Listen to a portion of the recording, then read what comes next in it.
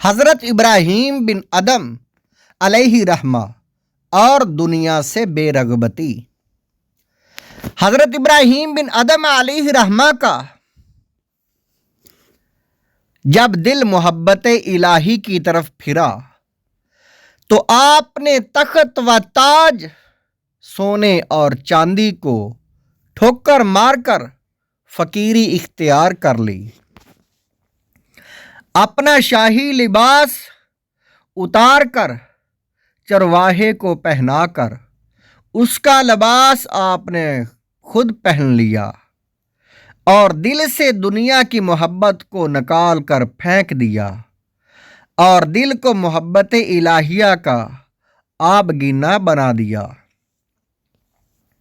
ایک دن آپ اپنی پھٹی ہوئی گدڑی دریا کے کنارے پر بیٹھ کر سی رہے تھے کہ اچانک ایک سپاہی دریا کے کنارے پر آیا اور آپ کو ٹکٹکی باندھ کر دیکھ رہا تھا۔ کافی دیر بعد آپ سے کہنے لگا کہ اگر میں بھول نہیں رہا تو آپ ہماری سلطنت کے بادشاہ ابراہیم بن ادم لگ رہے ہیں۔ آپ نے فرمایا، ہاں میں بادشاہ تھا، اب میں نے تخت و تاج کو ٹھوکر مار دی ہے۔ سپاہی کہنے لگا، اتنی شاندار حکومت آپ نے کیوں چھوڑی؟ آپ نے سپاہی کی بات سن کر اپنی سوئی دریا میں پھینک دی اور پھر دریا سے فرمایا، میری سوئی مجھے واپس کرو۔ بس آپ کا یہ کہنا تھا کہ دریا کی ہر مچھلی اپنے منہ میں سونے کی سوئی لے کر نمودار ہوئی۔ یہ دیکھ کر آپ نے جلال میں فرمایا کہ اس سونے کو تو میں ٹھوکر مار کر آیا ہوں، مجھے میری سوئی چاہیے۔ اتنا کہنا تھا کہ ایک مچھلی آپ کی اصلی سوئی اپنے منہ میں لیے نمودار ہوئی۔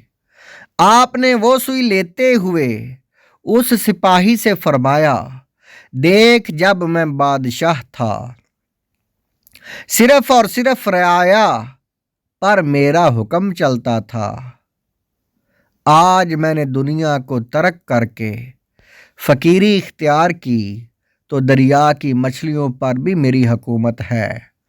اب بتا یہ بادشاہت اچھی یا وہ بادشاہت اچھی؟ یہ سن کر سپاہی کہنے لگا، حضور یہ حکومت اچھی ہے۔ حضرت حبیب اجمی علیہ رحمہ اور دنیا سے بے رغبتی۔ حضرت امام حسن بصری علیہ رحمہ کے نائب حضرت حبیب اجمی علیہ رحمہ کا صوفیاء میں بہت بڑا مقام ہے۔ آپ کے تقوی اور پرہیزگاری کے دور دور تک چرچے تھے۔ دنیا سے بے رغبتی اور یاد الہی میں محو رہنا آپ کی عادت میں شامل تھا۔ آپ کے پاس ایک کنیز تھی جو ہمہ وقت آپ کی خدمت کیا کرتی تھی۔ ایک مرتبہ آپ نے اپنی کنیز سے فرمایا، میری کنیز کہاں ہے؟ میری کنیز کہاں ہے؟